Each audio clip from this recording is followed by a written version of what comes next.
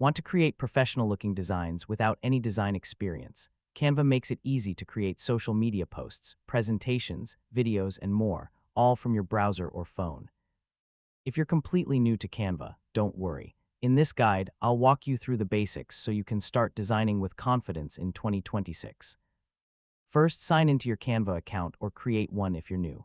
Once you're in, choose the type of design you want to create, such as an Instagram post, presentation, flyer, or video.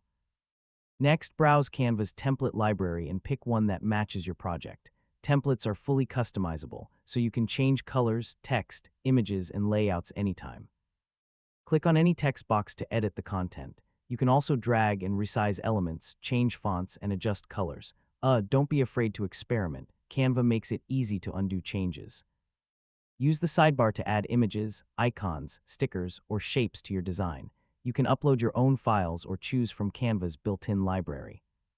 Once your design is coming together, preview it to make sure everything looks right. Adjust spacing, alignment, and colors until you're happy with the final result.